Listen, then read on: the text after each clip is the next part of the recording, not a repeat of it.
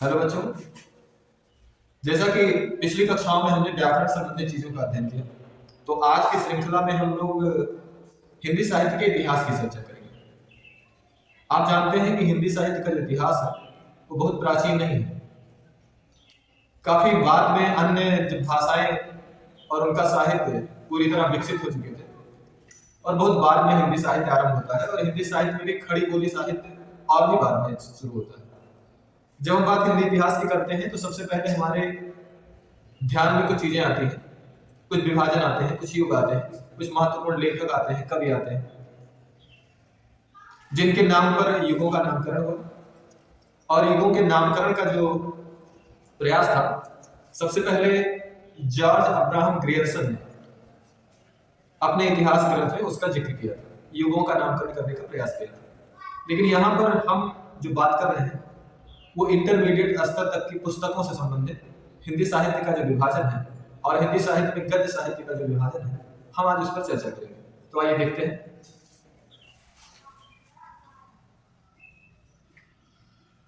हिंदी गद्य साहित्य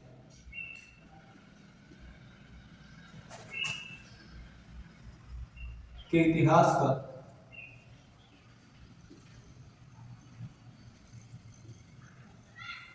काल विभाजन।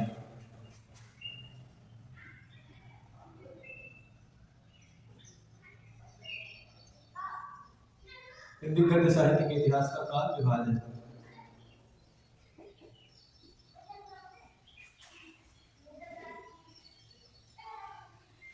आज हमारा हिंदी गद्य साहित्य के इतिहास के काल विभाजन पर चर्चा करेंगे। हिंदी गद्य साहित्य के इतिहास का जो काल विभाजन है, अलग अलग लेखकों ने अलग अलग प्रकार से किया है, लेकिन जो बहुमान्य विभाजन है वो इस प्रकार है। अगर यहाँ पर हम बात करें हिंदी गद्य साहित्य के इतिहास का काल विभाजन, तो उसके कुछ मुख्य प्रकार इस प्रकार हैं। जैसे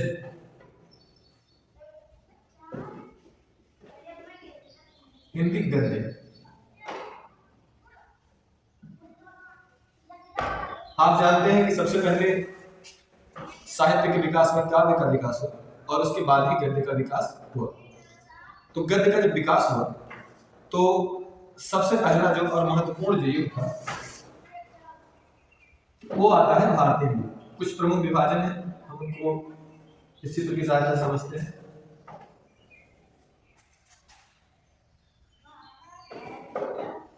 जिसमें पहला था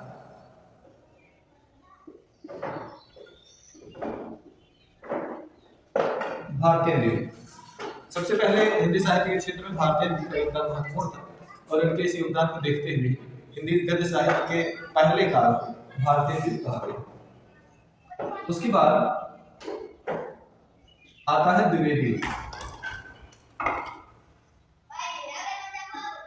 द्विवेदी युग भारतेंद्र जी के बाद हिंदी गद्य साहित्य के इतिहास में जिस महान व्यक्तित्व का आगमन होता है वो थे आचार्य महावीर प्रसाद द्विवेदी, और उन्हीं के नाम पर इसका नामकरण हुआ इस युग का, जिसे हम द्विवेदी युग कहते हैं।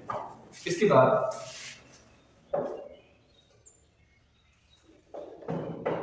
आता है शुक्ल युग।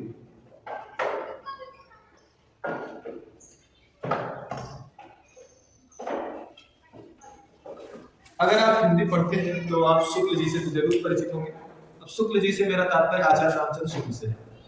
आचार्य रामचंद्र शुक्ल हिंदी गद्य साहित्य के बहुत बड़े लेखक, आलोचक थे, निबंध लेखक थे। तो उनके नाम पर तीसरे कालखंड का नामकरण हुआ शुक्ल युग। उसके बाद अगला कालखंड आया जिसको नाम दिया गया शुक्लोत्तर युग। कौन सा युग?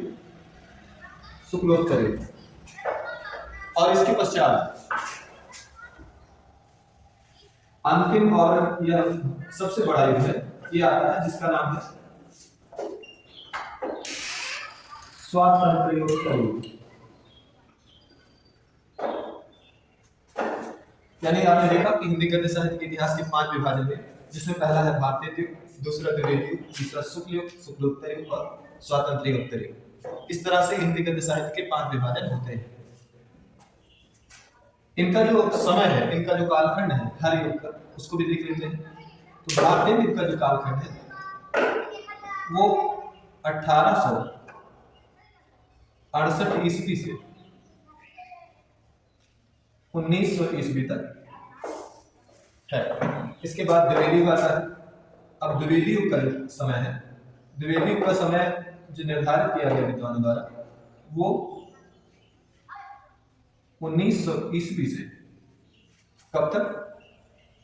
1922 ईस्वी तक, ये द्विवेदी युग का समय है। उसके बाद शुक्ल युग आता है, जिसका समय निर्धारित किया गया 1919 ईस्वी से 1938 ईस्वी तक। इसके बाद आता है शुक्लोत्तर युग, जिसका समय निर्धारित किया गया 1938 ईस्वी से 1947 ईस्वी तक। और सबसे अंत में आया स्वातंत्र्य उत्तर युग, जो अभी चल रहा है। ये कब से कब तक? ये आया 1947 ईस्वी से अब तक, यानी अब तक स्वातंत्र्योत्तर युग ही चल रहा है। तो इस प्रकार हमने देखा कि हिंदी के साहित्य के इतिहास के 5 विभाजन होते हैं: भारतीय युग, द्विवेदी युग, शुक्ल युग, शुक्लोत्तर युग और स्वातंत्र्योत्तर युग भी। तो इस प्रकार हमने देखा कि कौन सा युग कब आया, उसका कालखंड क्या था। अब हम थोड़ा सा जानकारी प्राप्त करते हैं कि कौन सा युग किस लेखक या रचनाकार के नाम पर इसका नामकरण है। जैसे अगर हम भारतीय युग की बात करें तो इसका नामकरण भारतीय हरिश्चंद्र के नाम पर हुआ। किसके नाम पर? भारतीय हरिश्चंद्र के नाम। द्विवेदी युग की बात करें तो इसका नामकरण हुआ महावीर प्रसाद द्विवेदी के नाम पर। महावीर प्रसाद द्विवेदी के नाम। इसके बाद बात आती है शुक्ल युग की। तो शुक्ल युग का जो नामकरण होता है वो होता है रामचंद्र शुक्ल के नाम पर।